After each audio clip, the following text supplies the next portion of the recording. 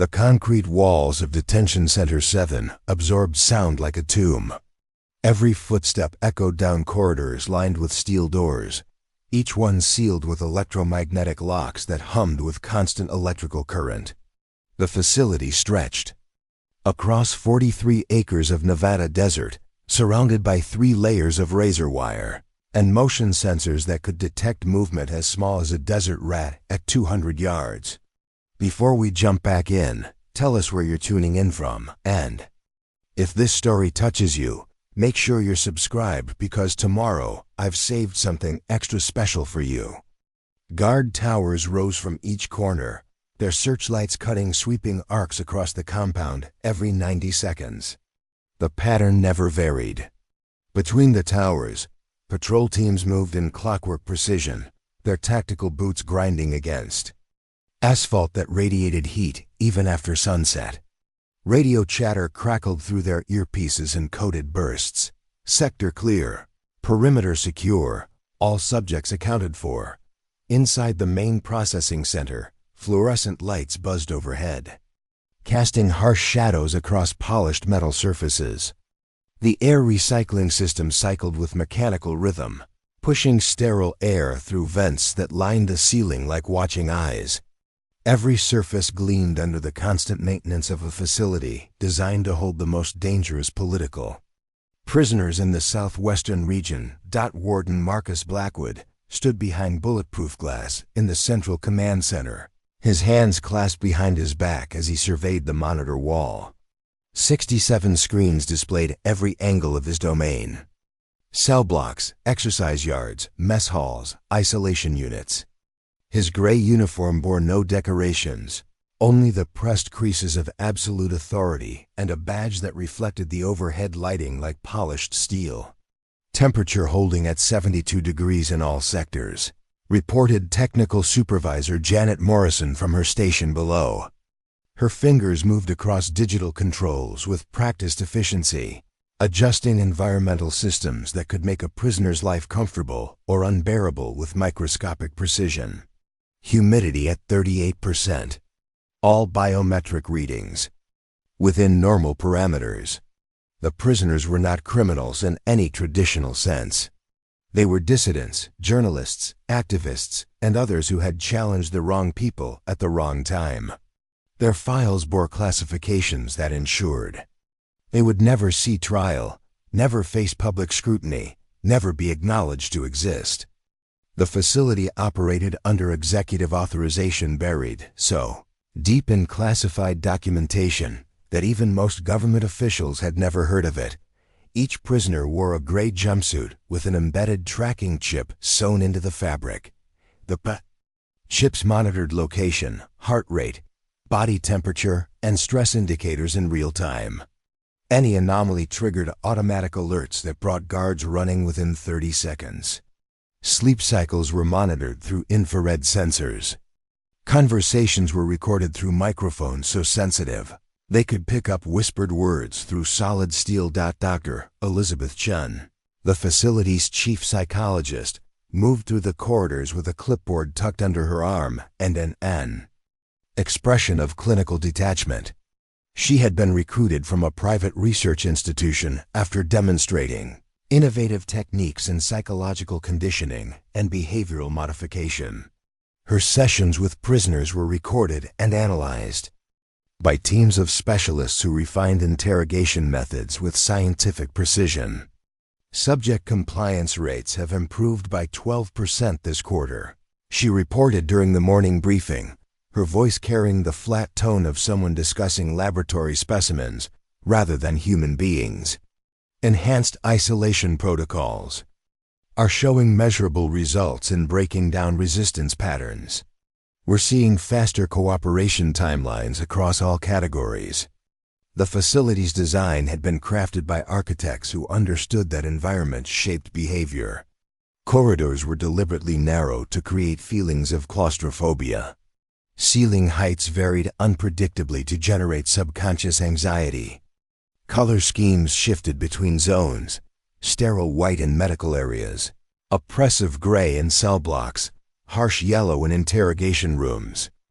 Even the air pressure was adjusted to create subtle discomfort that prisoners couldn't identify but couldn't escape. Guard Captain Thomas Rodriguez led the tactical response team. 12 men selected for their psychological profiles as much as their physical capabilities. They moved through the facility like predators, their presence a constant reminder that resistance was futile.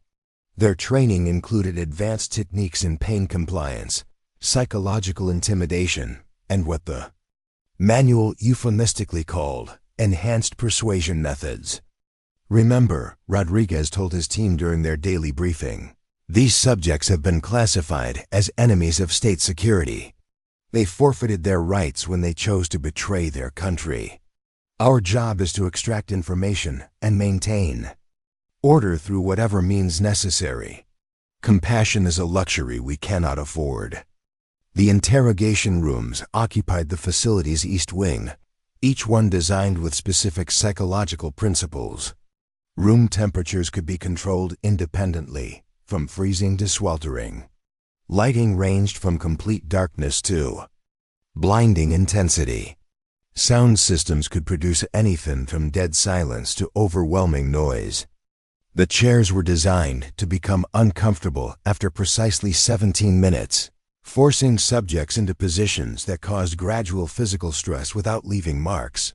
Nutritionist Sarah Williams calculated meal portions with mathematical precision, providing exactly enough calories to maintain basic physical function while creating constant hunger. The food itself was deliberately bland and unappetizing, another tool in the systematic erosion of morale. Water intake was monitored and regulated. Even bathroom visits were scheduled and supervised, removing the most basic human dignities. Psychological dependence on routine is essential, Williams explained to new staff members during orientation. When we control every aspect of their physical existence, subjects develop learned helplessness. They stop thinking about escape because they stop thinking about anything beyond immediate survival. The medical facility operated under the supervision of Dr. James Patterson, whose previous work had been conducted in military black sites across 3 continents. His treatment of prisoners fell into gray areas of medical ethics that existed only in classified environments. Pain management was withheld as a matter of policy. Medications were administered or withdrawn based on cooperation levels rather than medical necessity. Security protocols governed every aspect of daily operations. Guards worked in pairs, never alone. Key cards required dual authorization for access to sensitive areas. Communication with the outside world was impossible. No phones, no internet, no mail service. Even staff members surrendered their personal devices upon entering the facility each day. The night shift brought different challenges. Under cover of darkness, the true nature of the facility's purpose became more apparent. Soundproofed rooms echoed with activities that would never appear in official reports. The desert around the facility absorbed any sounds that might escape the walls. In the morning, maintenance crews cleaned away evidence of overnight sessions. With industrial-grade disinfectants, administrative offices buzzed with bureaucratic efficiency. Forms were filed, reports were generated, statistics were compiled.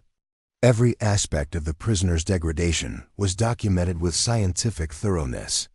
The paperwork created a veneer of legitimacy over operations that existed outside any recognizable legal framework. Claire Matthews sat in cell block C, section 7, behind a door marked only with the number 247. She had been processed through the facility's intake system like every other prisoner, photographed, fingerprinted, subjected to invasive medical examinations, and fitted with the gray jumpsuit that marked her as property of the state. Her file contained charges that would never be proven in court because no court would ever see them. The guards who brought her meals twice daily referred to her only by her number. The psychological evaluation team had classified her as a category 3 risk, intelligent, educated, potentially dangerous if not properly managed. Her background included advanced degrees in engineering and linguistics, skills that made her valuable for interrogation, but also marked her as someone who required careful handling. Her cell measured 8 feet by 12 feet, containing a metal cot bolted to the wall, a stainless steel toilet without a seat, and a small shelf where she could keep her issued items, a toothbrush with shortened bristles, a small tube of toothpaste replaced weekly, and 3 books from an approved list of bland fiction that had been scrubbed of any content deemed potentially inspiring or educational. The daily routine never varied. Wake-up call at 0500 hours, broadcast through speakers mounted in every cell. 15 minutes for personal hygiene. Breakfast delivered through a slot in the door. 30 minutes of exercise in a concrete yard surrounded by 20-foot walls, topped with razor wire. Lunch, mandatory education. Sessions consisting of propaganda videos played on small screens mounted outside each cell. Dinner, lights out at 2,200 hours. Week after week, month after month, the routine ground down resistance like water wearing away stone. Prisoners who had once been fiery activists became hollow-eyed shadows who shuffled through their days without hope. The facility's success rate in breaking subjects was above 90% within the first year of detention. Claire had been there for 8 months. To the guards, she appeared to be following the same trajectory as every other prisoner. She responded to commands without resistance. She ate her meals without complaint. She attended the mandatory sessions without causing disruption. Her stress indicators remained within normal ranges. Her compliance scores improved steadily. But beneath the surface of apparent submission, something else was happening. While other prisoners stared at walls or slept through their empty hours, Claire's mind remained active. She memorized guard rotations, noting which teams moved through which sectors at what times. She listened to the mechanical sounds of the facility, learning to distinguish between normal operations and anomalies. She observed patterns in everything from meal delivery schedules to maintenance procedures. The facility's administrators saw what they expected to see: another broken subject following the predicted path toward complete compliance. They had no reason to suspect that behind her vacant expression, Claire was building something they couldn't detect or measure.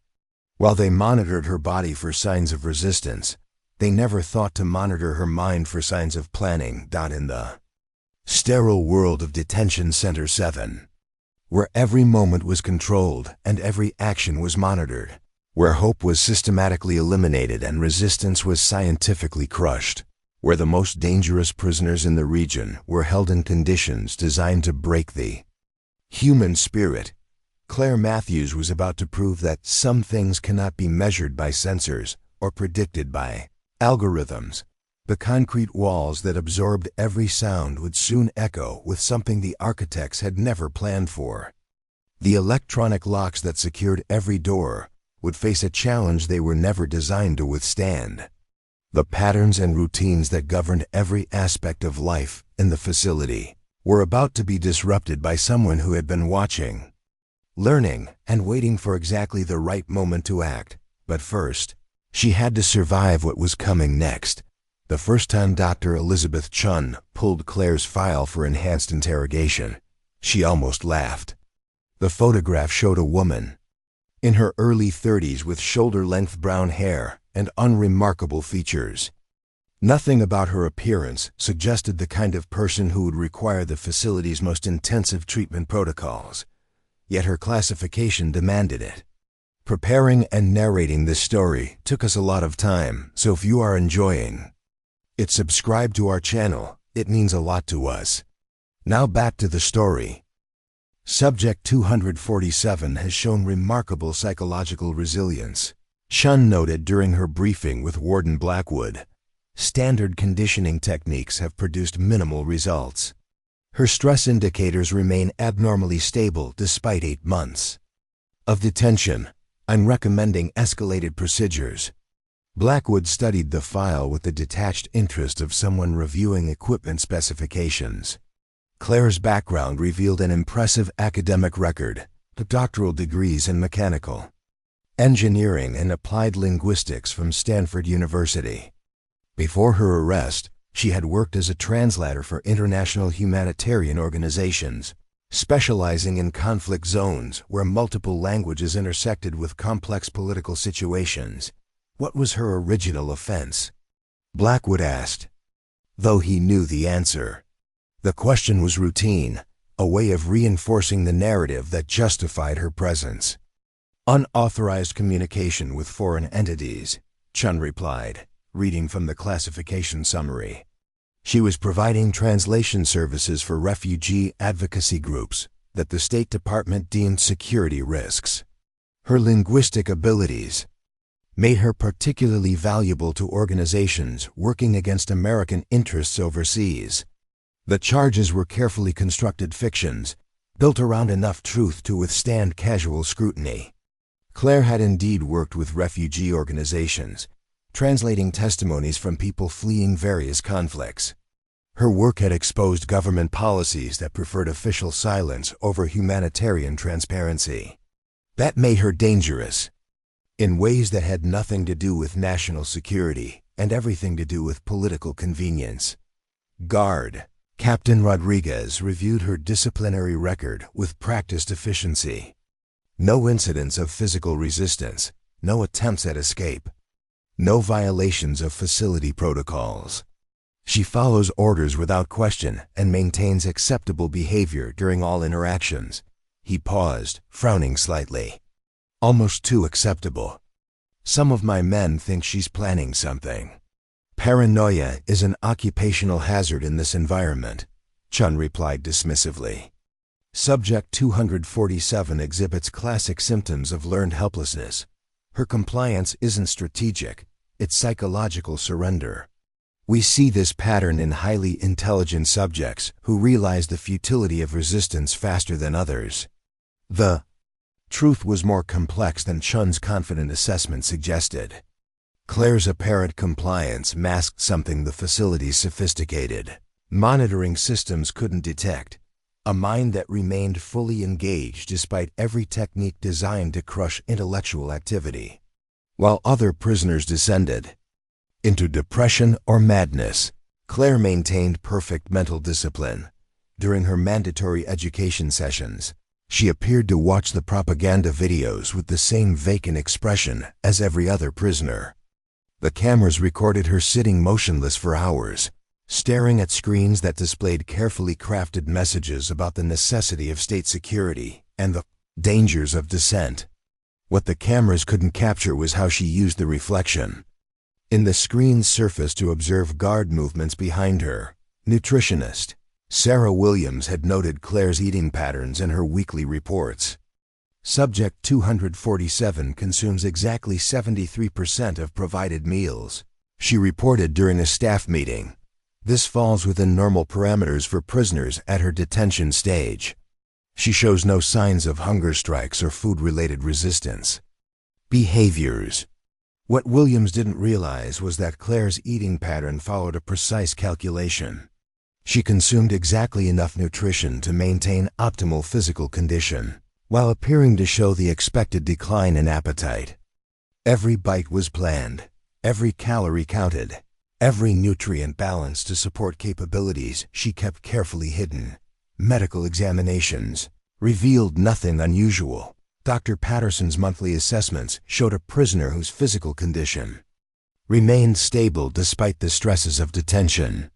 Her heart rate, blood pressure, and reflexes all fell within expected ranges for someone undergoing long-term incarceration. Her responses to stimuli suggested normal but subdued psychological function. She's broken in all the right ways, Patterson reported to the administrative team. Compliant but not catatonic, responsive but not resistant. She represents an optimal outcome for our conditioning protocols. If we can maintain this state indefinitely, she could serve as a model case for future training programs. The guards who interacted with Claire daily saw exactly what they expected to see. During cell inspections, she stood with her hands at her sides, eyes downcast, responding to commands with single-word acknowledgments. During exercise periods, she walked the perimeter of the yard at a steady pace, neither slow enough to draw attention nor fast enough to suggest energy reserves that might be channeled toward resistance. Officer David Martinez, one of the newer guards, had initially been wary of Claire's compliance. "Something feels off about her," he confided to his partner during a late shift. "She's too calm, too controlled. Most of them are either completely broken or still fighting inside. She's something else." His partner, veteran guard Frank Kowalski, dismissed the concern with practiced cynicism. "You're overthinking it, kid. This is what success looks like. 8 months of proper treatment turns tigers into house cats. She knows the score now. Fight back and suffer more, or comply and exist in relative comfort. She made the smart choice." But Martinez's instincts weren't entirely wrong. There was something different about Claire, though it wasn't what he imagined. Her calmness didn't come from surrender, it came from focus. While other prisoners struggled with despair or rage, Claire channeled her energy into observation and analysis. Every detail of the facility's operations became data in a growing mental database. She knew that Guard Team Alpha rotated shifts every 12 hours, with a 15-minute overlap period when both teams were present for briefings. She had memorized the sequence of electronic lock cycles, recognizing that each door produced a slightly different harmonic frequency when the magnetic seals engaged. She understood that the motion sensors in the corridors operated on predictable sweep patterns with microscopic gaps in coverage. During her twice-weekly sessions with Dr. Chun, Claire performed the role of a gradually breaking prisoner with carefully calibrated precision. She answered questions with increasing emotional flatness, provided biographical details with apparent reluctance, and displayed exactly the kind of psychological deterioration that Chun's textbooks predicted. "I've been reviewing your case extensively," Chun said during one session, her voice carrying the false warmth of professional manipulation.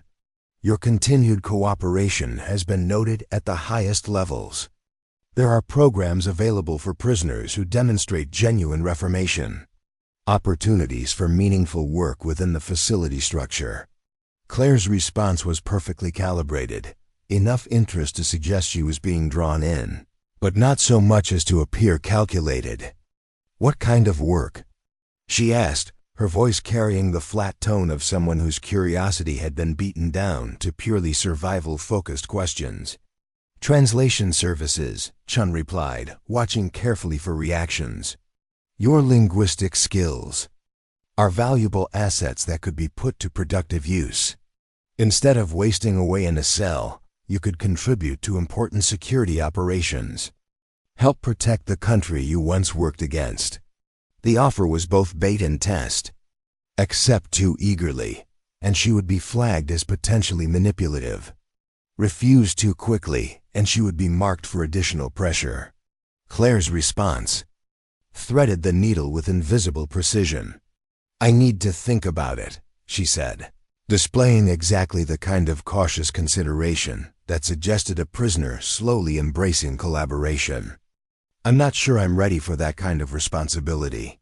Chun made notes on her tablet, recording another successful step in the systematic conversion of a resistant subject. She saw compliance where others saw planning, surrender where they should have recognized preparation. The facility's entire psychological framework was built on the assumption that prolonged suffering inevitably led to broken spirits and cooperative behavior. What none of them understood was that Claire's cooperation was entirely tactical. Every "yes, sir," and "no, ma'am" was calculated to reinforce their assumptions, while gathering intelligence they never realized they were providing. Every display of submission was designed to lower their guard while she raised her own readiness. "Officer." Martinez wasn't the only one who sensed something unusual about prisoner 247, but his concerns were consistently dismissed by supervisors who saw only what their training taught them to recognize.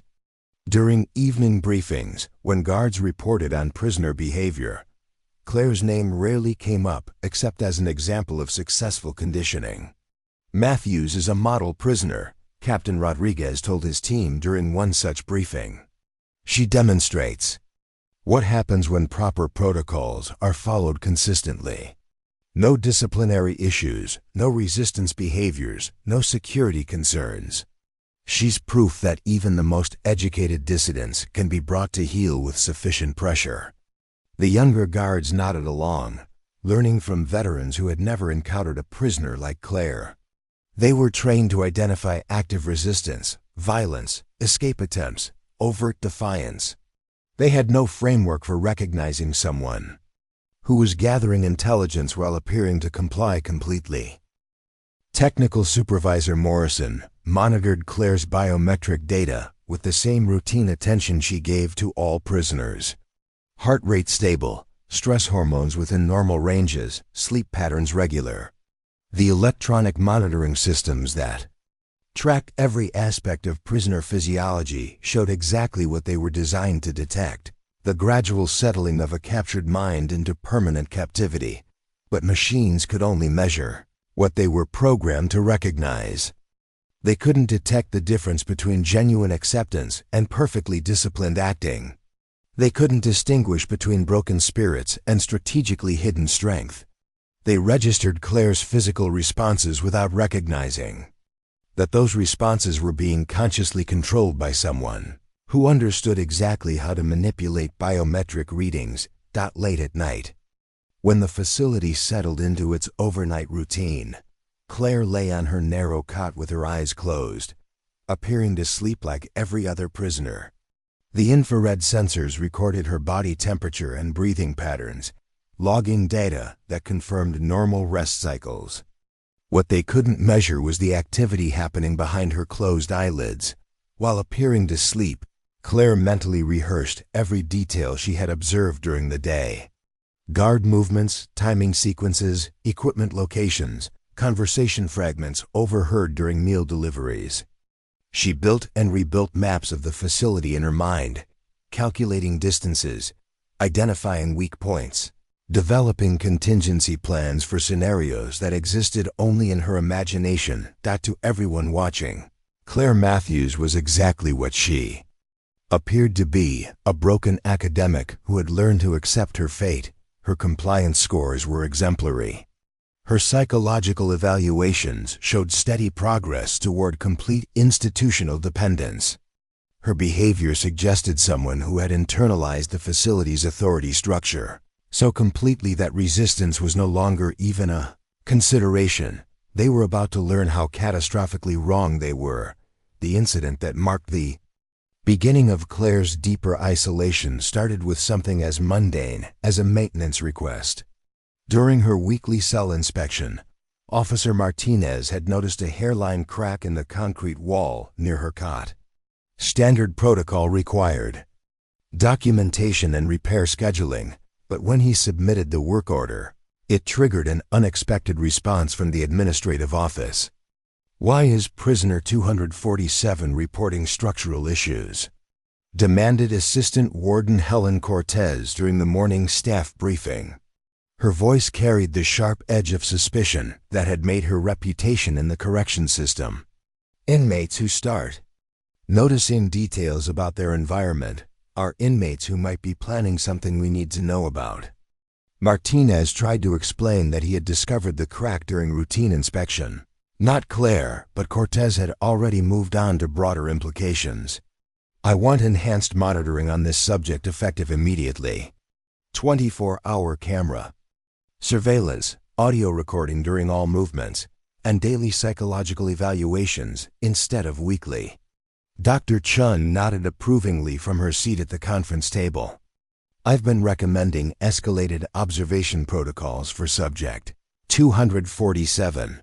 Her compliance levels are almost mathematically perfect, which suggests either complete psychological breakdown or sophisticated behavioral camouflage. Either way, we need deeper analysis." The enhanced surveillance began the following Monday. Additional cameras were installed in Claire's cell, positioned to eliminate blind spots that hadn't existed before. Microphones sensitive enough to detect whispered conversations were embedded in the walls. Motion sensors were recalibrated to register the smallest movements. Every aspect of her existence came under microscopic scrutiny. Claire adapted to the increased attention with the same measured responses she had maintained throughout her detention. She showed no acknowledgement of the new cameras, no change in behavior patterns, no signs of stress or awareness that her world had suddenly contracted even further. To the monitoring teams, her lack of reaction confirmed their suspicions about her psychological state. "She doesn't even notice the cameras," reported surveillance technician Rachel Kim during her weekly briefing. "Most prisoners show some reaction to increased monitoring: anxiety, aggression, depression. Subject 247 maintains exactly the same behavioral patterns whether she's being watched or not. It's clinically fascinating." But Claire noticed everything. She understood that her apparent obliviousness to surveillance was being interpreted as evidence of mental deterioration rather than tactical awareness. While pretending to stare vacantly at the ceiling during her designated rest periods, she was actually mapping the new camera positions and calculating their fields of view with engineering precision. The psychological evaluations with Dr. Chun became daily ordeals designed to break down whatever resistance might be hiding beneath Claire's compliant exterior. Chun employed increasingly aggressive techniques, probing for emotional triggers that might reveal Claire's true mental state. "Tell me about your work with the refugee organizations," Chun demanded during one session, her previous facade of professional courtesy replaced by clinical hostility. "What did you hope to accomplish by translating testimonies that undermined American foreign policy objectives?" Claire's response was carefully crafted to suggest someone whose ideological foundations had been systematically dismantled. "I thought I was helping people," she said, her voice carrying the hollow tone of someone reciting a lesson learned through punishment. "I didn't understand the bigger picture. I was naive about how my actions affected national security." Chun made extensive notes, interpreting Claire's words as evidence of successful ideological conditioning. She pressed harder, seeking to expose any remaining traces of the convictions that had brought Claire to the facility in the first place. "Do you still believe the testimonies you translated were truthful? Or do you now recognize they were likely fabrications designed to manipulate American public opinion?" "I don't know what to believe anymore," Claire replied, displaying exactly the kind of epistemological uncertainty that Chun's manual identified as a key indicator of successful thought reform. "I trusted people I shouldn't have trusted. I let my emotions override my judgment."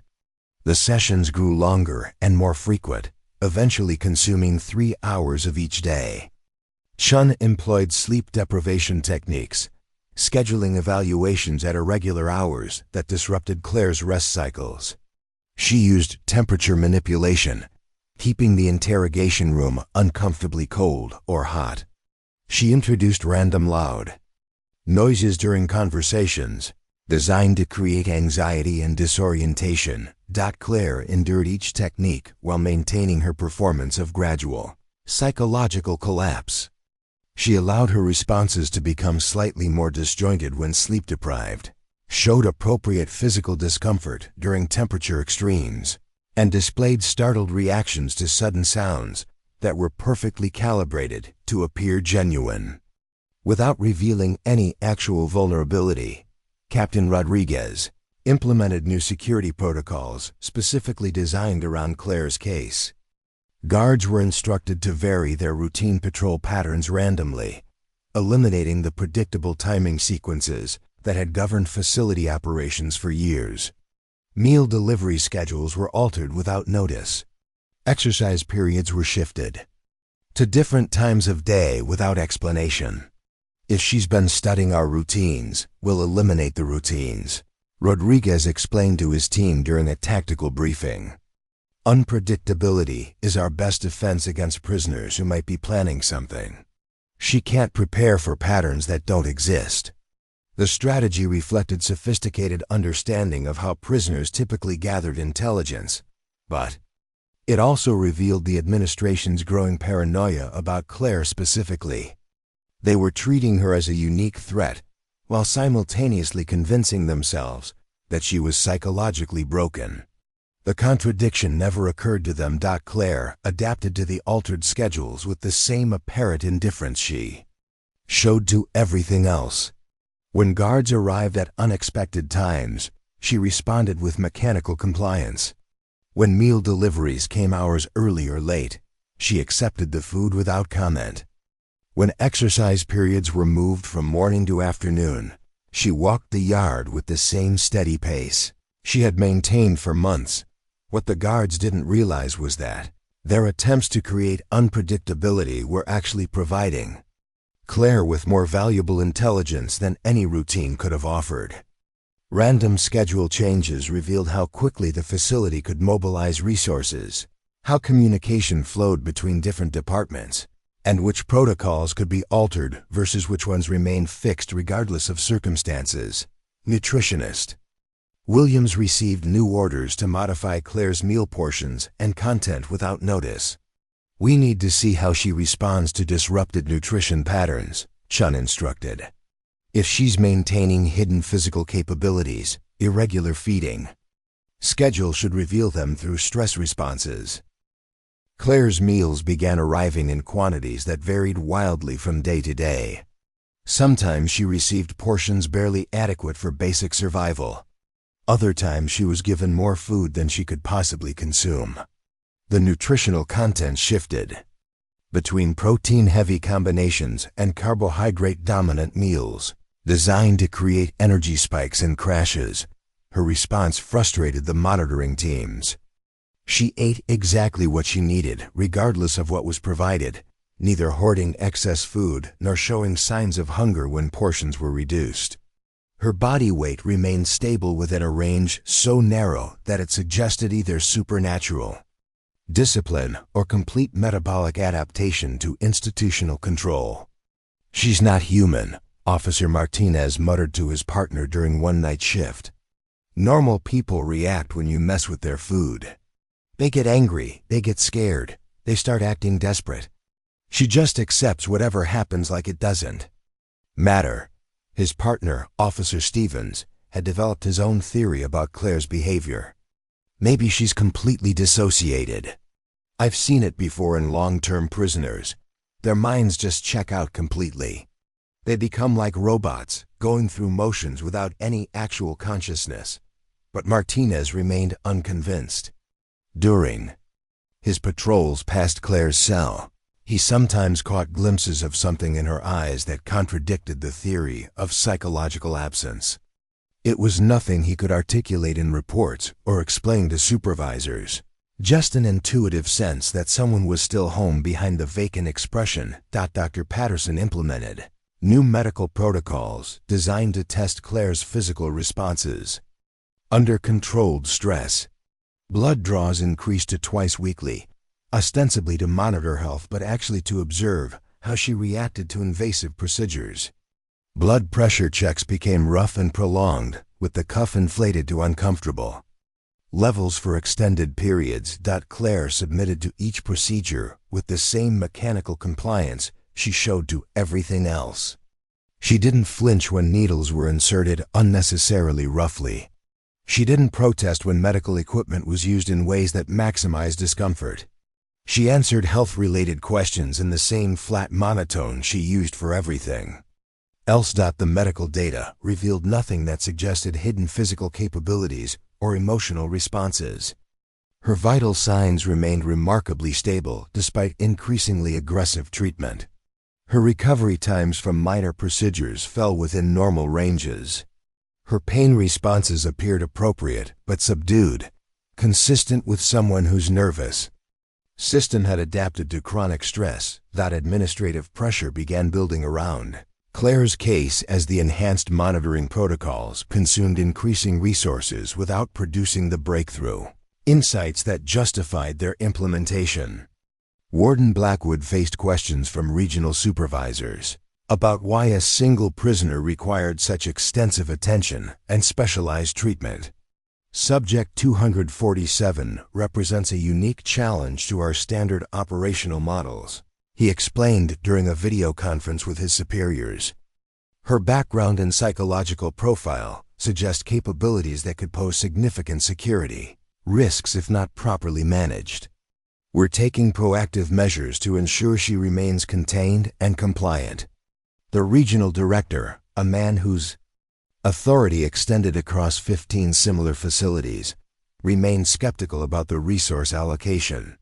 You're describing someone who has shown no resistance behaviors, no escape attempts, and no violations of facility protocols. Why exactly does she require special treatment that we don't apply to prisoners with actual disciplinary records? Blackwood found himself defending decisions that had emerged from intuition rather than evidence. The truth was that Claire made everyone in the facility uncomfortable in ways they couldn't articulate or justify through official channels. She was too compliant, too controlled, too perfectly adapted to an environment designed to break human spirits. The psychological profile that emerged from months of intensive evaluation painted a picture of someone who had achieved a state that shouldn't have been possible. According to the facility's theoretical framework, prisoners either maintained resistance and suffered accordingly, or they broke down and became manageable through dependency and fear. Claire represented a third category that didn't exist in their models. Dr. Chun's reports began, including speculations about pharmaceutical intervention. Subject 247 psychological state may require chemical modification to achieve optimal compliance levels, she wrote in one assessment. Her current condition, while manageable, suggests underlying mental structures that remain intact despite months of intensive conditioning. The suggestion that Claire might need drug-based treatment to complete her psychological breakdown revealed how completely the staff had missed the reality of her situation. They saw resistance where none existed because they couldn't imagine that someone might be complying for strategic rather than psychological reasons.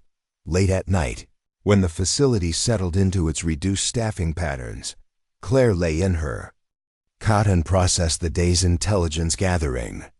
The increased surveillance meant she had to be more careful about any observable behavior, but it also provided her with unprecedented access to information about how the facility operated under stress. She had learned which staff members made decisions quickly and which ones required authorization from higher levels. She understood how communication flowed during security alerts and which departments were responsible for different types of emergencies. She knew which protocols could be modified in real time and which ones were fixed by regulations that couldn't be changed without formal authorization. Most importantly, she had identified the growing paranoia and resource strain that her presence was creating throughout the facility's power structure. They were spending increasing amounts of time and energy trying to understand her, while missing the fact that she was systematically understanding them. The exclusion was becoming total, but it was also becoming predictable. They were isolating her so completely that they were creating exactly the conditions she needed for what was coming next. Claire's transformation began in the most unlikely place imaginable, the facility's mandatory education sessions. While other prisoners slumped in their chairs, enduring hours of propaganda videos about state security and the dangers of dissent, Claire discovered something the content creators had never intended to reveal. The videos were professionally produced, featuring multiple camera angles, sophisticated editing, and background music designed to reinforce their psychological messaging.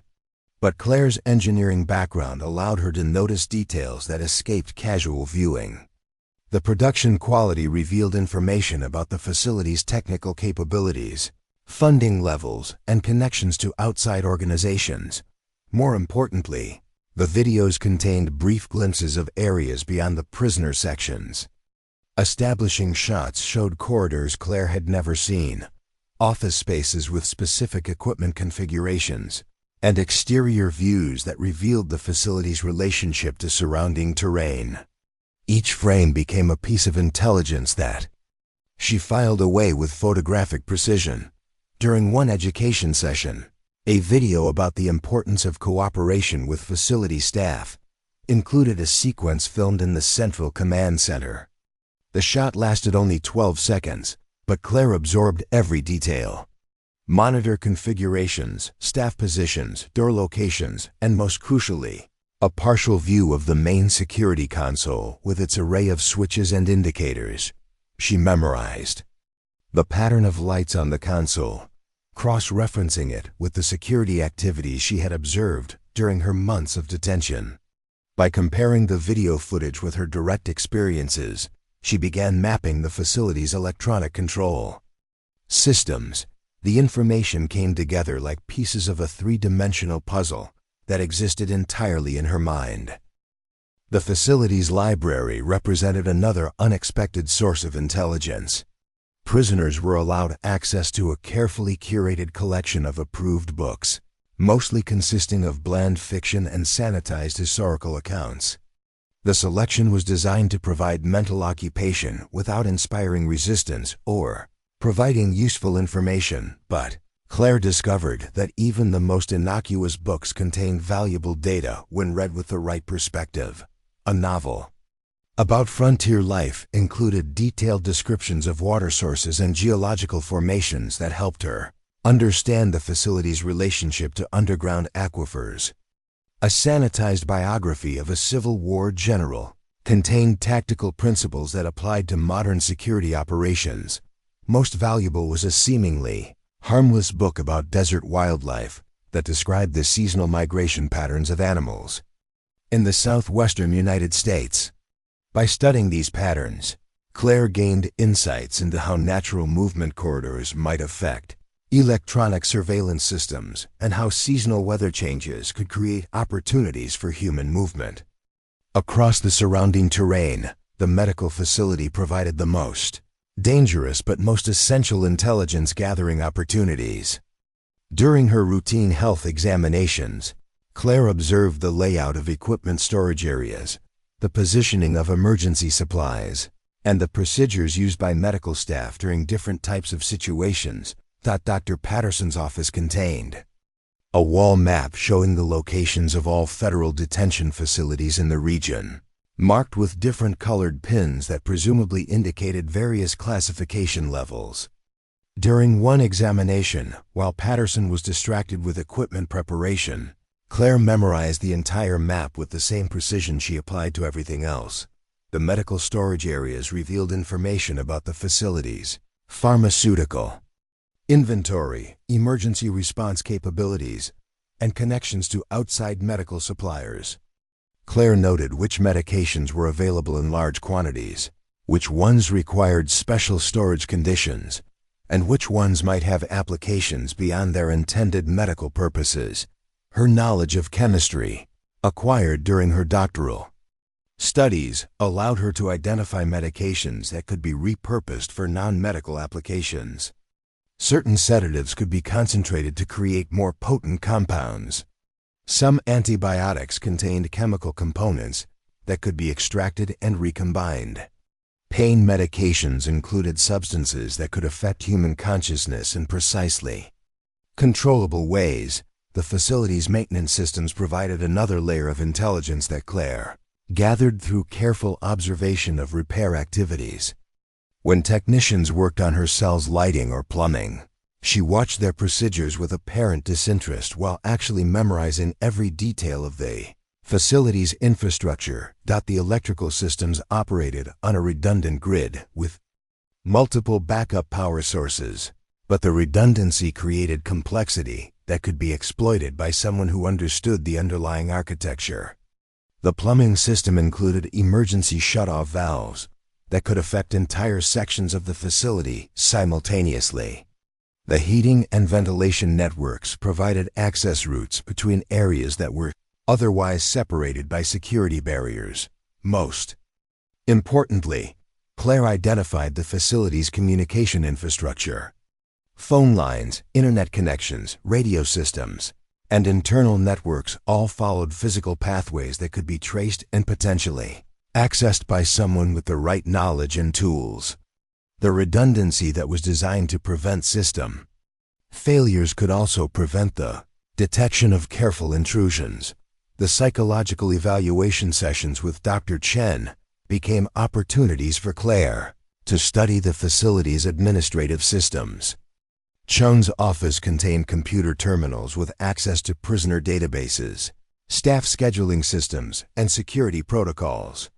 While maintaining her performance of psychological deterioration, Claire observed password entry sequences, system access procedures, and data storage locations. Chen's computer screens often displayed information that was supposed to be secure, but became visible during Claire's sessions. Prisoner transport schedules, staff rotation patterns, and communication logs with external agencies all appeared briefly on monitors that Chen assumed were safely positioned away from prisoner observation.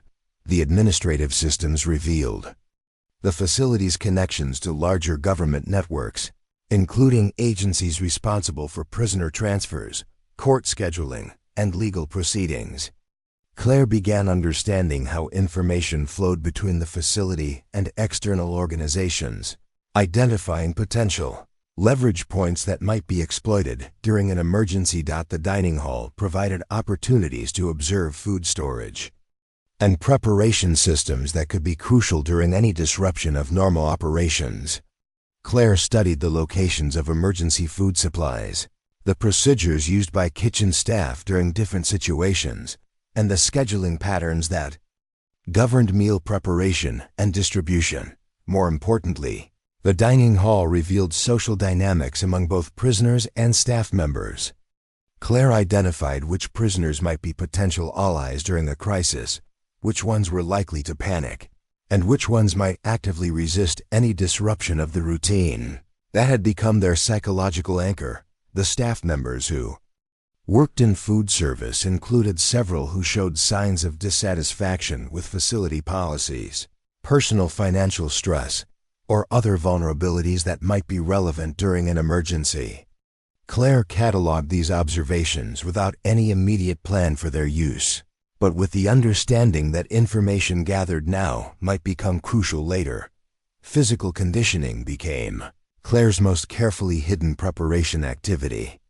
The facility's exercise periods were designed to maintain basic health while preventing prisoners from developing the physical capabilities that might support escape attempts. But Claire found ways to supplement the limited official exercise with conditioning activities that appeared completely innocent. In her cell, she developed a routine of stretching and isometric exercises that could be performed silently and without visible exertion. The exercises were designed to maintain flexibility, endurance, and strength within the constraints of constant surveillance.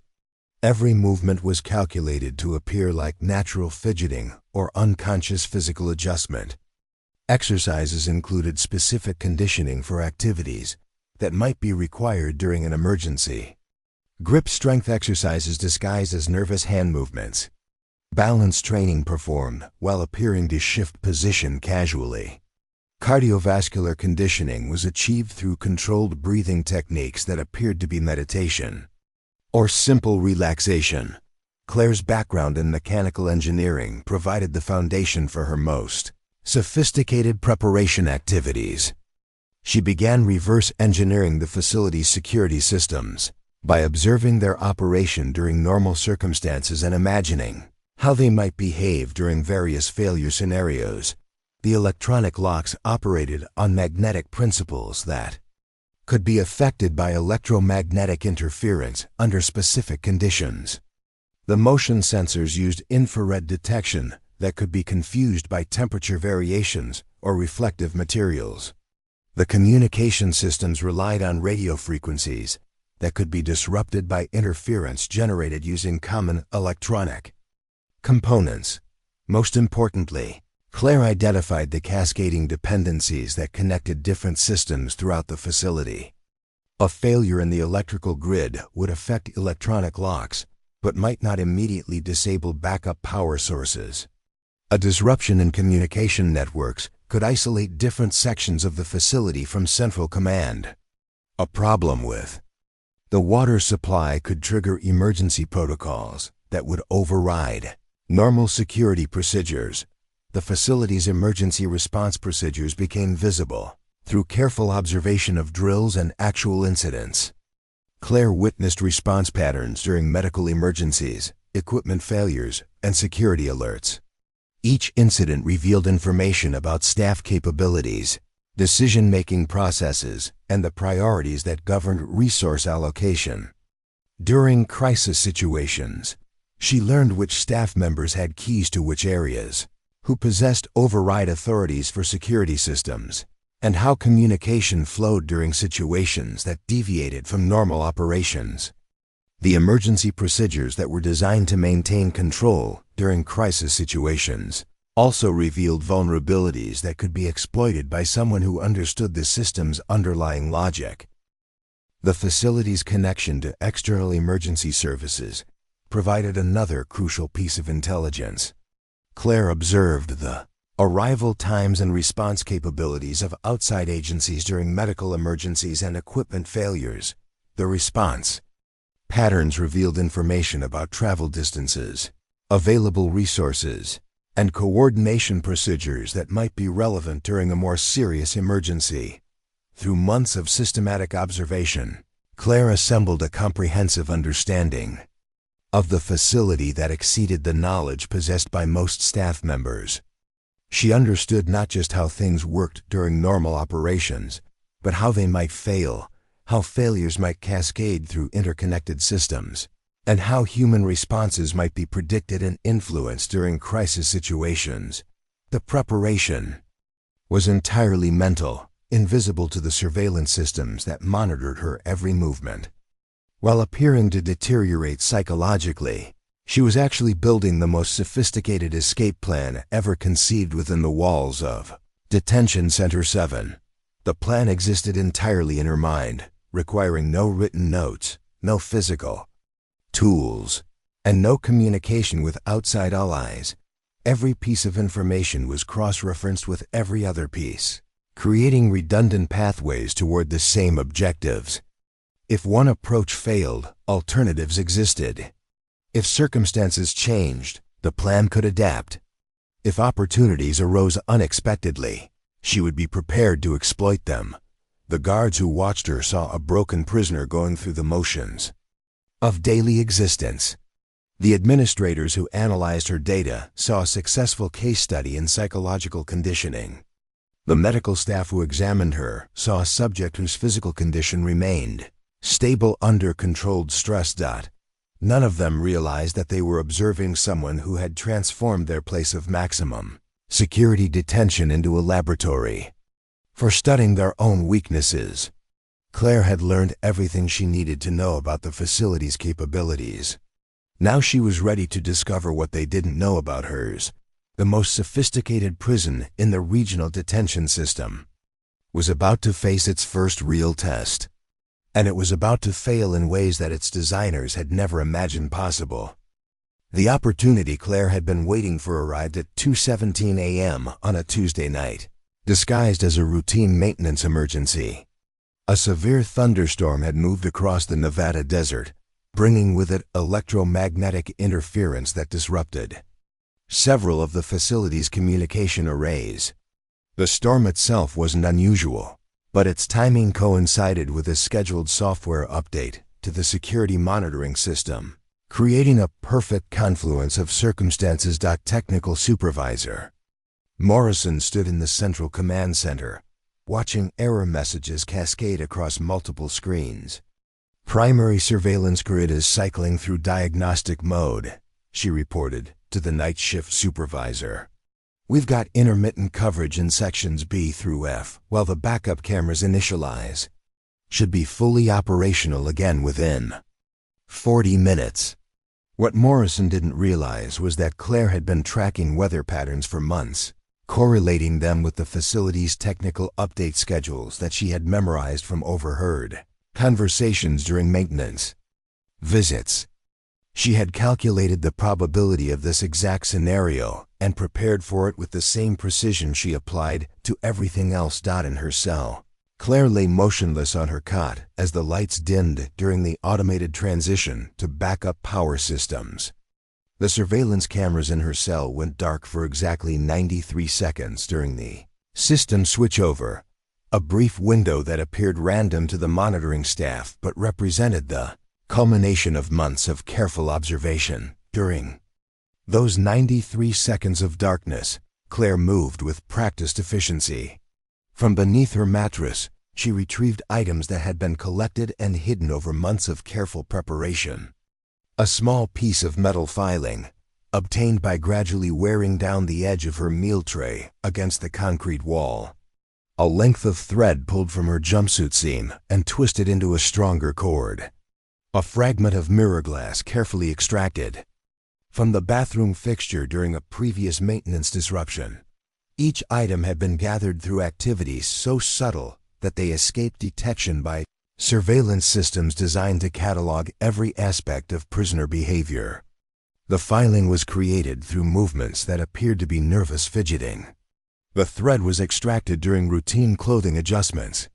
The mirror fragment was obtained during what appeared to be an accidental collision with the bathroom fixture. The electronic lock on Claire's cell operated on a magnetic mechanism that could be manipulated by someone who understood its precise timing sequence. During her months of observation, she had memorized the exact harmonic frequency the lock produced during its engagement cycle. Using the metal filing as a resonance tool, she created a counter frequency that interfered with the lock's magnetic field at precisely the moment when the system was switching between primary and backup power sources. The lock disengaged with a barely audible click, so quiet that it was masked by the ambient noise of backup generators cycling online throughout the facility. Claire waited 47 seconds, timing her movement to coincide with the predictable gap in guard patrol patterns that occurred during power system transitions.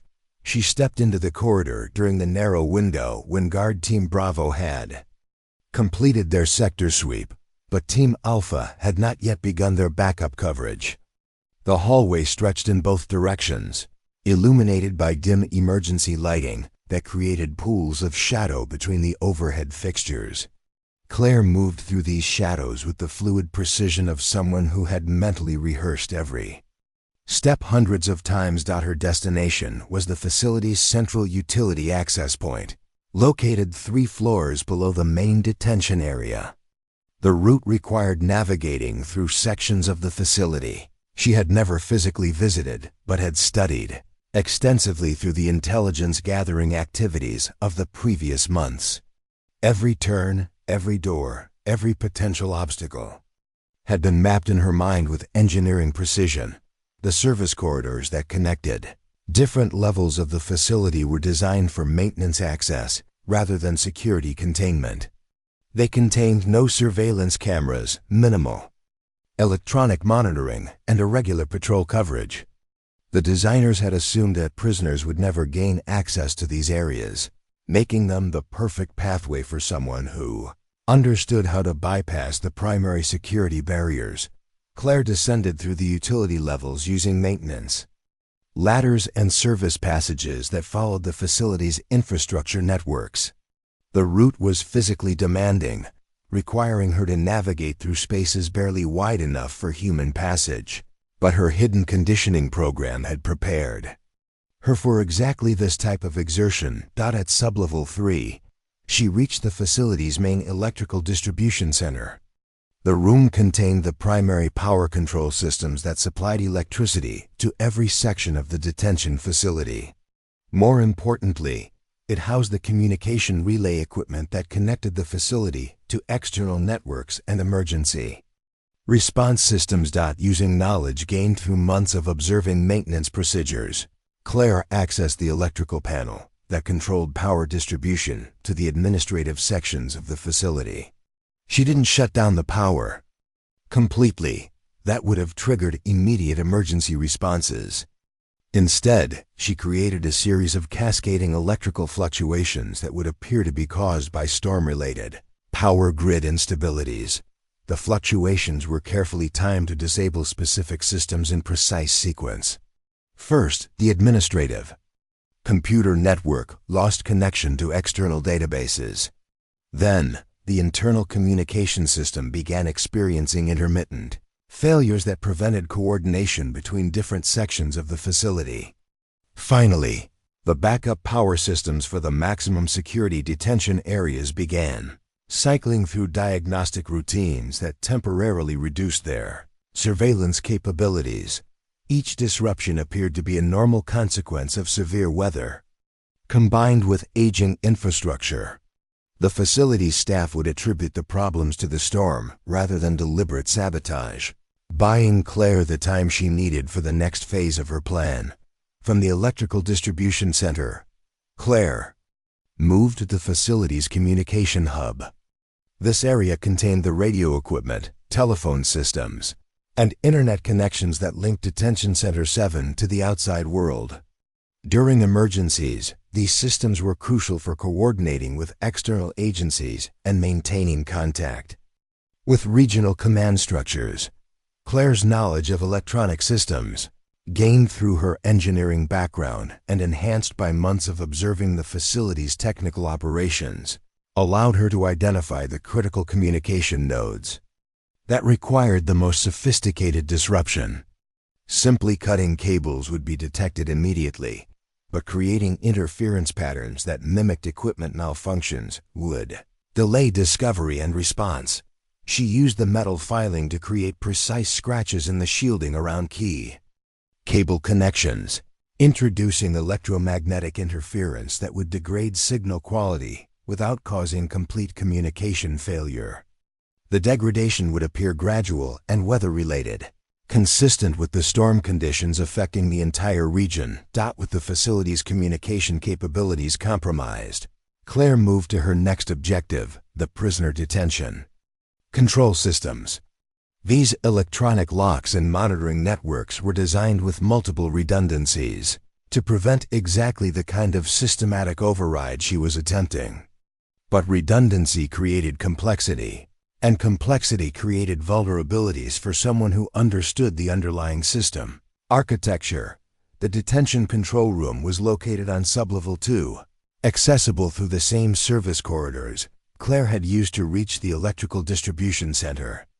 The room was normally staffed by a single technician during night shifts, but the power fluctuations she had created had drawn the technician away to investigate problems in other sections of the facility. Claire entered the control room during a carefully calculated window when the technician was responding to alarms in the administrative section. The room contained banks of monitors displaying the status of every electronic lock, surveillance camera, and security sensor throughout the facility. More importantly, it contained the manual override controls that could unlock multiple detention areas simultaneously during emergency evacuations, using the mirror fragment to observe around corners and avoid detection. Claire positioned herself at the main control console. The system required multiple authorization codes to access emergency override functions, but months of observing staff procedures had allowed her to memorize the key sequences used during routine maintenance and testing operations. She entered the codes with steady precision, activating emergency unlock protocols for specific sections of the facility while leaving others undisturbed.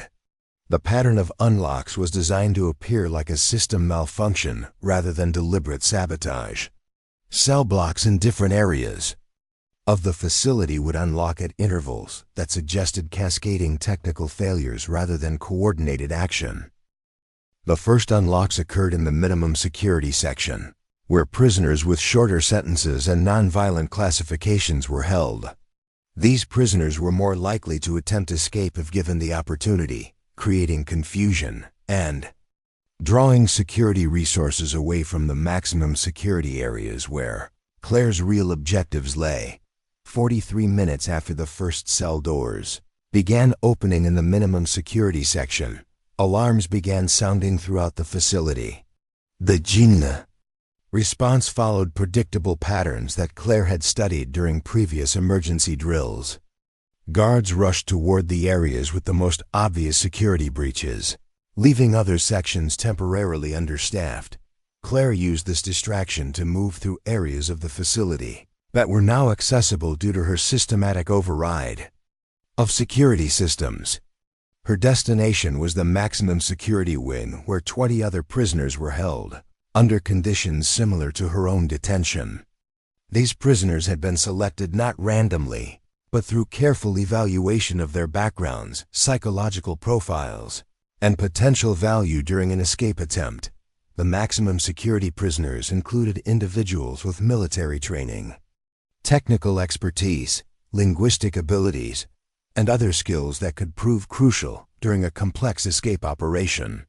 More importantly, they were prisoners whose disappearance would create maximum political embarrassment for the agencies responsible for the facility's operation. Among them was Marcus Rodriguez, a former Army Special Forces operator who had been detained for refusing to participate in operations he considered illegal. His military training included escape and evasion techniques that could prove invaluable during movement across hostile terrain. Sarah Kim, a cybersecurity expert detained for exposing government surveillance programs, possessed technical knowledge that could help maintain their freedom once they escaped the immediate facility area. Dr. James Wright, a physician who had been detained for treating refugees without proper documentation, could provide medical support during the escape. Maria Santos, a journalist detained for investigating government detention facilities, understood media networks that could publicize their escape and make recapture politically complicated. Each of these prisoners had been selected based on intelligence Claire had gathered through careful observation of new arrivals, conversation fragments overheard during meal periods, and information gleaned from staff discussions she had witnessed during her extended evaluation sessions. Claire reached the maximum security win as the facility's emergency response teams were still responding to the diversionary breakouts in other sections. The electronic locks on the maximum security cells had been programmed to open as part of her systematic override of the detention control systems, but the timing was crucial to avoid alerting staff to the pattern behind the apparent system failures. She moved from cell to cell, quickly explaining the situation to prisoners who had been given no advance warning of the escape attempt.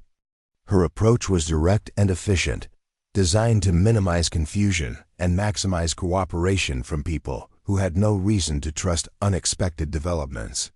"The facility's security systems are failing due to storm damage," she told each prisoner, providing a cover story that explained the situation without revealing the systematic sabotage she had engineered. "This may be our only opportunity to escape. I have a plan that can get us out, but we need to move immediately and follow precise instructions." The response varied among the 20 prisoners she approached. Some immediately grasped the opportunity and followed her instructions without question. Others required more detailed explanation before agreeing to participate. A few declined to leave their cells, preferring the known hardships of detention to the uncertain dangers of escape. 17 prisoners ultimately joined Claire's escape attempt. The group included individuals with diverse backgrounds and capabilities, but all shared the common experience of detention under circumstances that made them valuable assets during an operation that required intelligence, adaptability, and absolute commitment to success. With her team assembled, Claire began implementing the next phase of her plan. The escape from the facility itself was only the beginning of an operation that would require sustained coordination across multiple stages of increasing complexity. But for the first time in months of careful preparation, she was no longer acting alone. The sound of alarms echoed through the corridors as they moved toward the facility's perimeter, but Claire knew the sounds represented confusion rather than organized pursuit. The security systems she had systematically compromised were providing exactly the chaos and misdirection she needed to transform months of hidden preparation into decisive action. Behind them, the most secure detention facility in the region was experiencing the kind of systematic failure that its designers had considered impossible. Ahead of them lay challenges that would test every aspect of the plan she had developed in absolute secrecy while appearing to be just. Another broken prisoner who had learned to accept her fate. Warden Blackwood arrived at the facility at 4:23 a.m., his usual composed demeanor shattered by the cascade of emergency calls that had pulled him from sleep. The drive across the desert had given him time to process the initial reports, but nothing had prepared him for the scope of what he discovered upon entering the Central Command Center. "How many?" he demanded, his voice cutting through the chaos of overlapping radio chatter and alarm systems that continued to sound throughout the facility. Captain Rodriguez consulted his tactical display with hands that trembled slightly from exhaustion and adrenaline. 37 confirmed missing from minimum security, 12 from medium security, and he paused, checking his numbers again as if hoping they might change. 17 from maximum security, including subject 247. The silence that followed. This report lasted exactly 4 seconds before Blackwood's voice exploded across the command center. "How does someone escape from maximum security? Those cells are supposed to be impossible to breach without authorization codes that only 3 people in this facility possess." Technical Supervisor Morrison stepped forward with a tablet displaying system diagnostic data that painted an increasingly disturbing picture. The electronic locks show sequential failure patterns consistent with electromagnetic interference, but the timing suggests something more systematic than weather-related damage. The failures occurred in a specific order that maximized confusion, while minimizing our ability to respond effectively. Dr. Chun had arrived shortly after Blackwood, her usual clinical composure replaced by something approaching panic as the implications of Claire's disappearance became clear. Subject 247 was scheduled for enhanced interrogation beginning today. We were going to implement pharmaceutical intervention protocols. Her psychological profile indicated complete compliance and dependency. This should not have been possible. Regional Director Hamilton joined the conference call from his office in Denver at 5:15 a.m., his voice carrying the authority of someone who controlled 15 similar facilities across the southwestern United States. "I need to understand exactly what happened here, Warden. How does a facility with your security specifications experience a mass escape involving maximum security prisoners?" The investigation that followed revealed the systematic nature of what had initially appeared to be random system failures.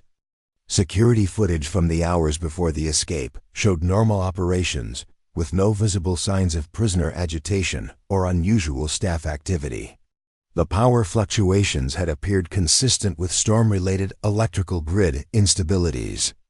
The communication disruptions had followed patterns typical of weather-related interference, but as investigators examined the evidence more carefully, a different picture emerged. The electrical disruptions had targeted specific systems in precise sequences that could not be explained by random weather effects. The communication failures had isolated the facility from external support at exactly the moments when coordination would have been most crucial. The electronic lock failures had followed a pattern that suggested someone with intimate knowledge of the facility's security architecture. Someone planned this, concluded FBI Special Agent Rebecca Torres, who had been assigned to lead the federal investigation into the escape. The timing, the system targets, the sequence of events, none of this happened by accident. Someone inside this facility either participated in or enabled this operation. The revelation sent shockwaves through the facility's administrative structure. Every staff member who had been on duty during the escape came under immediate suspicion. Background investigations were launched into the personal lives, financial situations, and political affiliations of guards, technicians, medical personnel, and administrative staff. But the investigation revealed something more disturbing than inside collaboration. The evidence suggested that the escape had been planned and executed by someone who understood the facility's operations better than most of the people who worked there. The level of system knowledge required to orchestrate such sophisticated sabotage pointed to capabilities that shouldn't have existed among the prisoner population. "We need to examine everything we know about Subject 247, Agent Torres directed. During a briefing with facility leadership, someone with her background and psychological profile doesn't suddenly develop the technical expertise to compromise multiple electronic security systems simultaneously. Either our assessment of her capabilities was completely wrong, or she had help from sources we haven't identified." The review of Claire's detention file revealed disturbing gaps in the facility's understanding of her true background. Her academic credentials had been thoroughly documented, but the practical applications of her education had been systematically underestimated. Her doctoral work in mechanical engineering had included extensive study of electronic systems, electromagnetic interference, and industrial control networks. More importantly, her linguistic work with international humanitarian organizations had involved much more than simple translation services. She had worked in conflict zones where technical improvisation was a matter of survival, where communication systems operated under hostile conditions, and where understanding infrastructure vulnerabilities could mean the difference between life and death for refugee populations. She wasn't just a translator, Dr. Chun admitted during her interview with Agent Torres.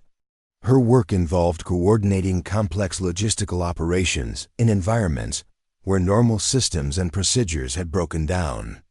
She would have needed practical knowledge of electronics, communications, and security systems to function effectively in those roles. The psychiatric evaluations that had concluded Claire was psychologically broken came under intense scrutiny. Recordings of her sessions were analyzed by external experts who identified subtle inconsistencies in her responses that suggested careful performance rather than genuine psychological deterioration. Subject 247 displayed textbook symptoms of institutional compliance, reported Dr. Michael Foster, an independent psychiatric consultant brought in to review the case. But the consistency of her presentations across multiple evaluation sessions suggests conscious behavioral control rather than unconscious psychological adaptation. Someone trained in psychology could potentially maintain such a performance indefinitely. The discovery that Claire had essentially been acting throughout her months of detention forced a complete reevaluation of everything the facility thought it knew about her case. The compliance that had been interpreted as surrender was revealed as sophisticated intelligence gathering. The apparent psychological breakdown was exposed as a carefully maintained cover for systematic preparation. Captain Rodriguez faced the most intense scrutiny, as his security protocols had failed to prevent an escape that now appeared to have been months in the planning. "She never displayed any signs of resistance or planning," he insisted during his debriefing. "Her behavior was completely consistent with successful conditioning. She followed orders, accepted routine changes, showed no curiosity about facility operations beyond her immediate circumstances." But Agent Torres had access to security footage and surveillance records that revealed a different story. When examined with the knowledge of what Claire had actually accomplished, behavioral analysis experts identified subtle patterns in her. Movements that suggested systematic observation of guard rotations, maintenance procedures, and facility operations. "She was studying us," Torres concluded during a briefing with facility leadership.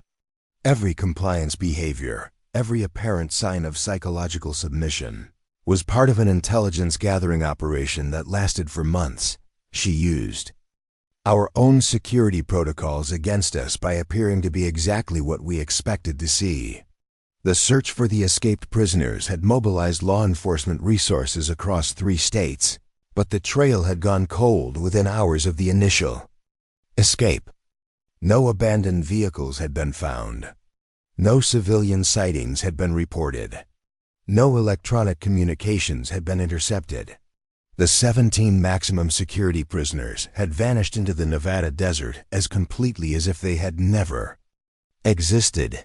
FBI profiling experts struggled to understand how such a large group could disappear without leaving any trace. Traditional escape attempts involve immediate flight toward populated areas where escapees hope to blend into civilian populations, explained Agent Patricia Walsh, the Bureau's specialist in prisoner escape cases. This group appears to have chosen a completely different approach that suggests sophisticated planning and extensive preparation. The revelation that the escape had been months in the planning forced investigators to examine every aspect of facility operations. During Claire's detention period, maintenance records were reviewed to identify potential opportunities for intelligence gathering. Staff schedules were analyzed to determine when Claire might have had access to sensitive information.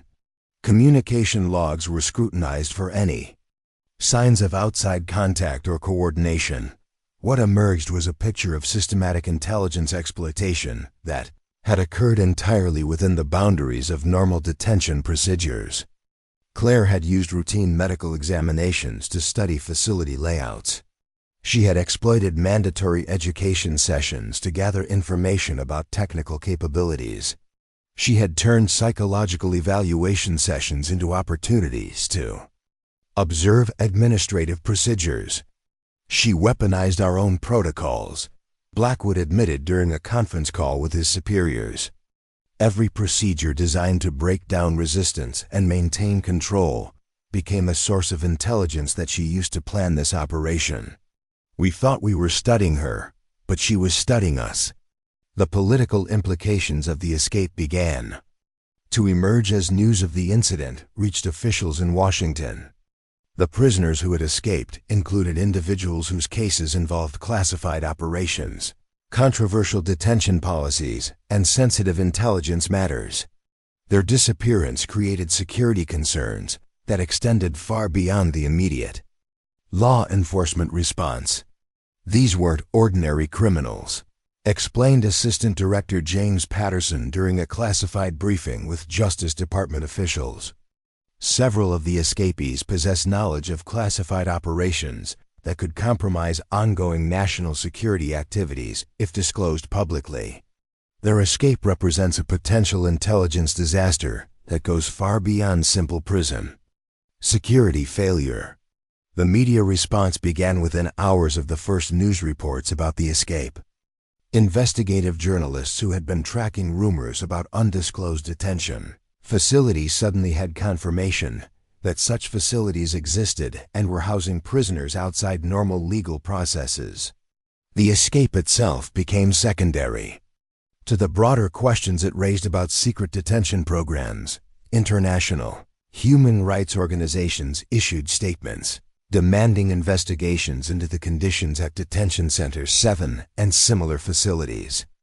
Foreign governments began asking questions about the detention of individuals who had been working with international humanitarian agencies.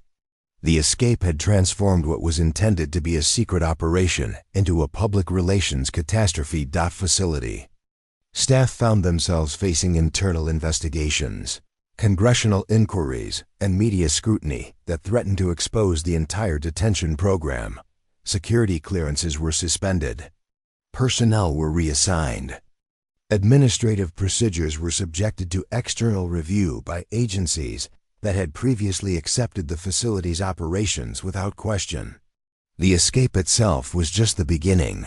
Agent Torres observed during her final briefing before the case was transferred to a joint task force. The real damage comes from what it reveals about detention operations that were supposed to remain completely classified. Someone who planned this understood that the political consequences would be as important as the physical escape. The search for Claire and her team continued across multiple jurisdictions and involved resources from federal, state, and local law enforcement agencies.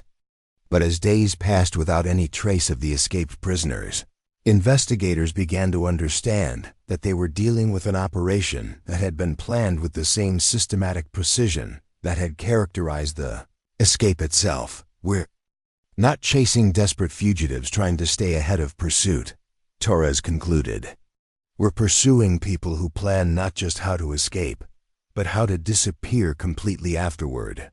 This was never just about getting out of detention. It was about achieving permanent freedom despite the resources that would be mobilized to recapture them. The revelation that Claire Matthews had been systematically studying and exploiting the facility's security systems while appearing to be a broken prisoner forced a complete reevaluation of detention procedures at similar facilities across the country. The escape had exposed vulnerabilities that threatened the entire secret detention program. But more importantly, it had demonstrated that psychological conditioning and physical security systems, no matter how sophisticated, could be defeated by someone with sufficient intelligence, patience, and determination. The facility that had been designed to break the strongest minds had instead created the perfect environment for someone to develop the most sophisticated escape plan in modern detention history. The concrete walls still stood. The electronic systems still functioned. The procedures still operated as designed. But the confidence that these systems provided absolute security had been shattered by someone who had learned to see beyond their surface appearance to the vulnerabilities that lay beneath. Claire Matthews had proven that true strength didn't announce itself through resistance or defiance. Sometimes the most dangerous prisoners were the ones who appeared to be completely compliant, while systematically preparing to demonstrate exactly how much the authorities had underestimated them. 6 months after the escape from detention center 7, Claire Matthews sat in a small cafe in Prague. Her appearance so altered that even close acquaintances from her previous life would have struggled to recognize her. Her hair had been cut short and dyed auburn. Subtle prosthetics changed the shape of her nose and jawline. Contact lenses transformed her brown eyes to hazel. But the most significant change was invisible, the quiet confidence of someone who had accomplished something that others had declared impossible. The cafe served as a meeting point for an informal network of journalists, human rights lawyers, and international observers who tracked governmental overreach across multiple continents. Claire had spent months carefully building relationships within this community, using her linguistic skills and institutional knowledge to become a valuable resource for investigations that exposed detention facilities similar to the one she had escaped. Her work was conducted under an identity that existed only in carefully crafted documents that would withstand casual scrutiny, but would dissolve under intensive investigation. She had no intention of maintaining permanent cover. The goal was to remain invisible long enough to accomplish objectives that would make recapture irrelevant rather than impossible. The 17 prisoners who had escaped with Claire had dispersed across the globe, using routes and resources that had been prepared during the months of planning that preceded their escape. Each had been given specific assignments based on their individual capabilities and backgrounds, creating a coordinated operation that continued long after their physical departure from Detention Center 7. Marcus Rodriguez, the former Special Forces operator, had made his way to Colombia, where his military expertise in Spanish language skills allowed him to document government operations that violated international humanitarian law. His reports were channeled through international human rights organizations that could verify their accuracy and present them to authorities with the credibility necessary to force official responses. Sarah Kim, the cybersecurity expert, had established herself in Berlin, where her technical knowledge enabled sophisticated investigations into digital surveillance programs that operated outside legal oversight. Her work involved tracing financial networks that funded illegal detention operations, mapping communication systems used to coordinate between facilities, and identifying technical vulnerabilities that could be exploited by future investigations. Dr. James Wright had joined a medical humanitarian organization operating in refugee camps throughout the Middle East, where his combination of medical expertise and first-hand experience with detention conditions allowed him to identify and document cases of torture and abuse that might otherwise have gone unrecognized. His medical reports provided crucial evidence for international legal proceedings against governments that violated detention protocols. Maria Santos, the journalist, had re-established herself as a freelance correspondent, specializing in investigative reporting about governmental detention policies. Her articles appeared in publications across multiple countries, each piece adding to a growing body of evidence about secret detention programs that operated outside normal legal frameworks. Each of the escaped prisoners maintained indirect contact with the others through communication methods that had been developed during their planning phase. The network they created was designed to be resilient against capture of individual members, while maximizing the collective impact of their activities. If one person was recaptured or silenced, the others could continue their work using resources and information that had been shared in advance. The impact of their coordinated activities became apparent within months of their escape. Congressional hearings were initiated to investigate detention facilities that had previously operated without oversight. International courts received documented evidence of detention practices that violated multiple treaties and conventions. Media coverage exposed secret programs that had been funded through classified budgets and operated under legal theories that could not withstand public scrutiny. But the most significant impact was felt within the detention system itself. The escape from Detention Center 7 had exposed vulnerabilities that existed at similar facilities throughout the region. Security protocols were redesigned, psychological evaluation procedures were modified, and operational assumptions were questioned by administrators who had previously accepted them without examination. Warden Blackwood had been reassigned to administrative duties, pending completion of a comprehensive investigation into the security failures that had enabled the escape. His replacement, a career corrections official with experience managing conventional prison facilities, struggled to understand the unique challenges posed by political prisoners who possessed sophisticated technical knowledge and ideological motivations that differed fundamentally from ordinary criminals. "The problem isn't just physical security," explained the new warden during a briefing with regional authorities. "These prisoners represent a different category of security risk that our traditional protocols weren't designed to address.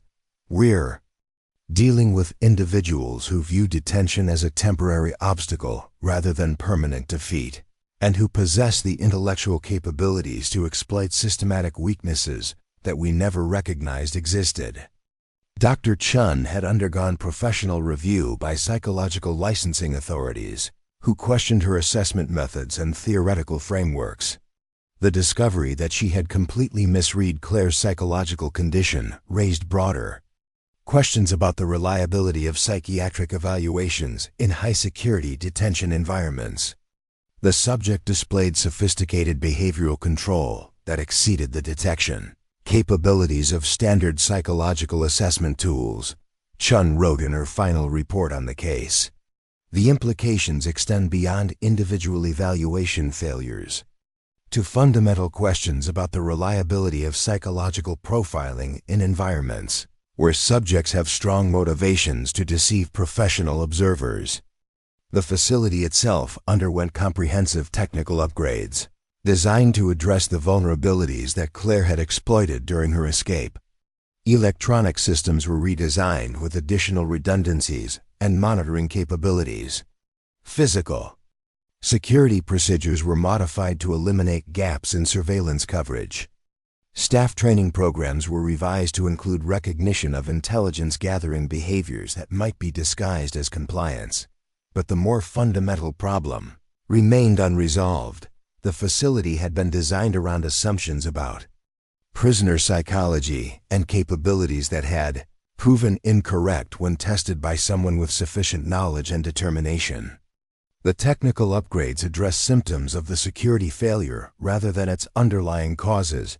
FBI agent Torres had been assigned to lead a task force dedicated to recapturing the escaped prisoners, but the investigation had produced minimal results despite extensive resources and international cooperation. The escapees had prepared for the pursuit phase of their operation with the same systematic precision they had applied to the escape itself. We're pursuing people who plan not just how to disappear, but how to remain invisible while actively working against our interests, Torres reported during a classified briefing with Justice Department officials.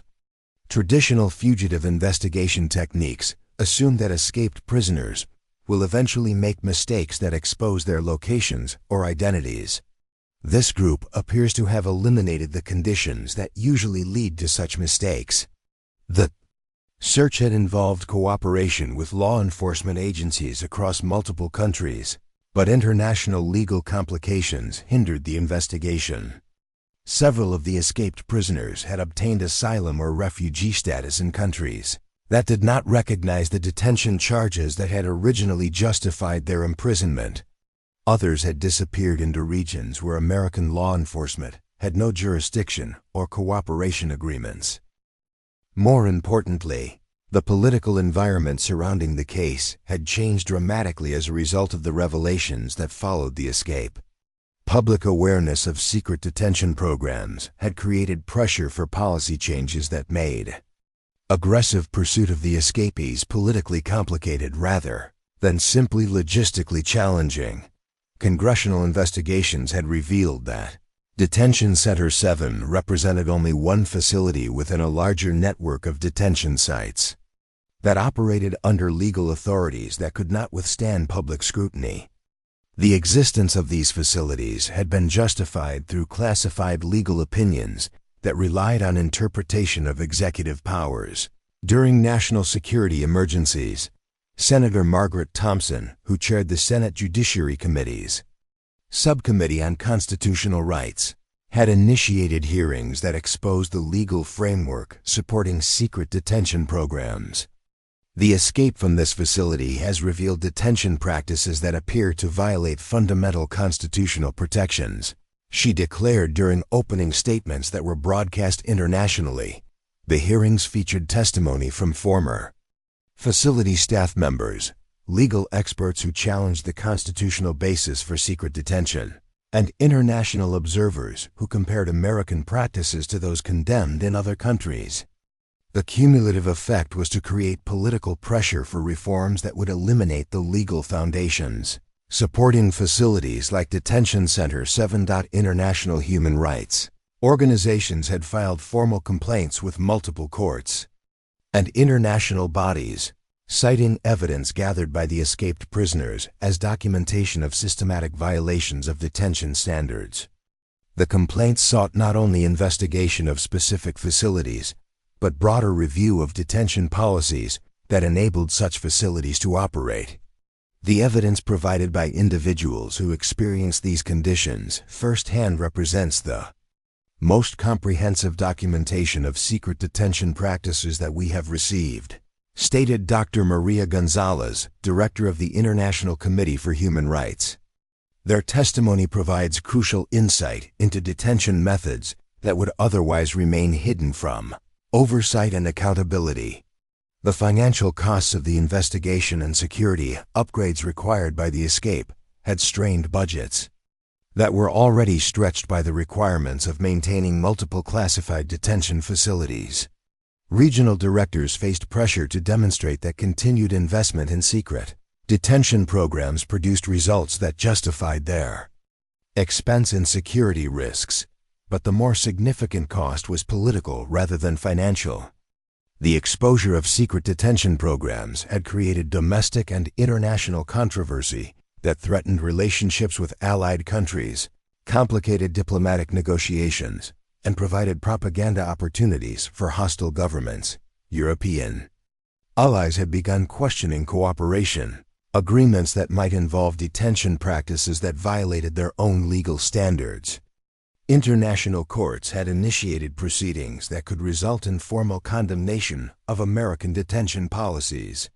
Foreign governments had begun raising detention issues during diplomatic negotiations that had previously focused on other topics. The escape had transformed what was intended to be a secret operational capability into a public relations liability that threatened broader foreign policy objectives. Officials who had previously supported secret detention programs began questioning whether their benefits outweighed their political costs. Claire's own activities during the months following her escape had focused on strategic objectives rather than simple survival. Working through the network of contacts she had developed, she provided information and analysis that supported legal challenges to the detention system, while maintaining operational security that prevented her recapture. Her linguistic abilities had proven crucial for coordinating with international organizations that operated in multiple languages and legal systems. Her engineering background enabled technical analysis of facility operations that provided evidence for legal proceedings. Her direct experience with detention conditions gave her credibility with investigators who might otherwise have dismissed second-hand accounts as unreliable, but her most important contribution was strategic rather than technical. Having spent months studying the psychological and operational assumptions that supported the detention system, she understood how to expose its vulnerabilities in ways that would force systematic rather than superficial changes. The articles and reports that emerged from her collaboration with journalists and human rights investigators focused not just on conditions within individual facilities, but on the broader legal and political frameworks that enabled such facilities to exist. The goal was not simply to expose abuses, but to eliminate the systems that made such abuses possible. Her approach reflected lessons learned during her months of detention and planning.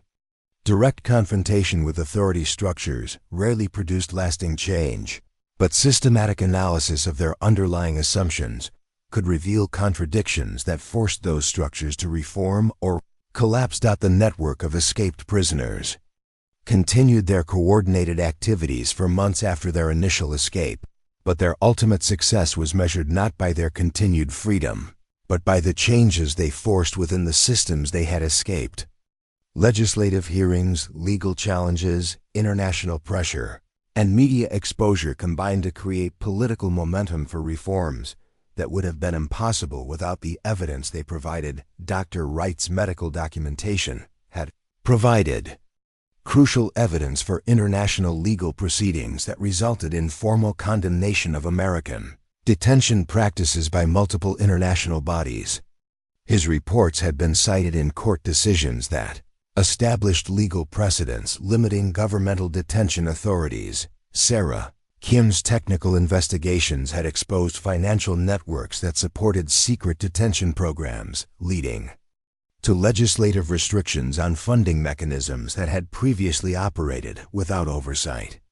Her work had also revealed communication systems that enabled coordination between facilities, providing evidence used in legal challenges to the constitutional authority for such programs. Marcus Rodriguez's military analysis had documented operational procedures that violated international humanitarian law, providing evidence used by foreign governments to justify restrictions on cooperation with American security agencies. His reports had been particularly effective because his military background gave him credibility with officials who might otherwise have dismissed civilian critics. Maria Santos's journalistic investigations had maintained public awareness of detention issues through sustained coverage that prevented the story from disappearing from media attention. Her articles had provided context and analysis that helped readers understand the broader implications of specific detention practices. Claire's own contributions had been less visible but more strategic, focusing on coordination and analysis. That enabled the others to maximize their individual impacts. Her role had evolved from escaped prisoner to strategic coordinator for an operation that continued long after their physical departure from detention. The ultimate measure of their success came not from their continued freedom, but from the systematic changes they had forced within the detention system itself.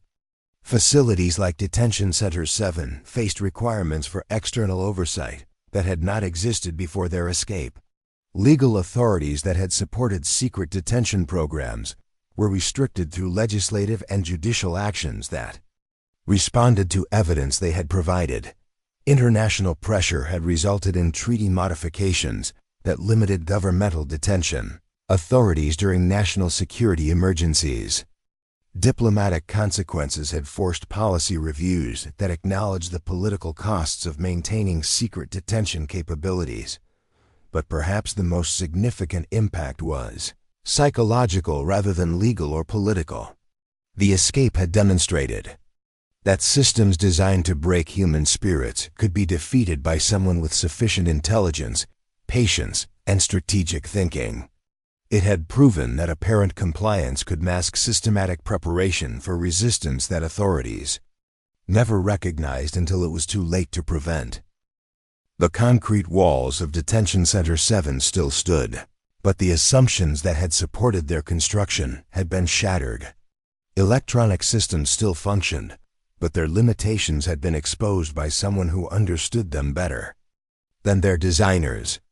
Procedures still operated as programmed, but their vulnerabilities had been demonstrated in ways that could not be ignored or minimized. Claire Matthews had never sought to become a symbol of resistance or a public figure who inspired others through dramatic gestures or inspiring speeches. Her strength had always been quiet, disciplined, and strategic rather than confrontational or theatrical. But her escape and its consequences had demonstrated something more powerful than symbolic resistance: the possibility of systematic change, achieved through careful analysis, patient preparation, and strategic action that forced authorities to confront the contradictions in their own systems. Years later, when congressional investigators, international legal experts, and human rights organizations compiled their final reports on the detention programs that had been exposed by the escape from Detention Center 7, they would recognize that the most significant victory had not been achieved by the 17 people who walked away from the facility that night. The real victory belonged to everyone who would never be detained under conditions that had been considered acceptable until someone proved they could be defeated by someone who refused to accept defeat. Even when everyone around her assumed she had been broken beyond any possibility of resistance, Claire Matthews had never asked for recognition, never sought public acknowledgement, and never claimed credit for changes that resulted from coordinated efforts by many people working toward common objectives. Her strength had always been expressed through action rather than words, through results rather than rhetoric, but she had proven something that would be remembered long after the specific details of her escape were forgotten.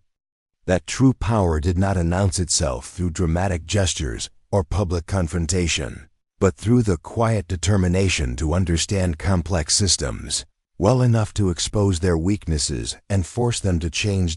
In a small cafe in Prague, 6 months after her escape from what was supposed to be an inescapable facility, Claire Matthews finished reading a news report about congressional legislation that would eliminate funding for secret detention programs. She folded the newspaper, left money for her coffee, and walked out into a city where she could move freely because she had refused to accept that freedom was impossible. The story of her escape would eventually be told by others, but she had never needed anyone else to tell her story. She had written it herself, one careful decision at a time, until the day when careful decisions became decisive action that changed everything for everyone who came after her. That was the kind of strength that could not be measured by surveillance. Systems could not be predicted by psychological profiles, and could not be contained by walls and locks designed by people who had never imagined that true determination could be hidden so completely that it appeared indistinguishable from surrender. Claire Matthews had shown them the difference, and once they understood that difference, nothing would ever be the same again. Up next, you've got 2 more standout stories right on your screen. If this one hits the mark, you won't want to pass these up. Just click and check them out. And don't forget to subscribe and turn on the notification bell so you don't miss any upload from us.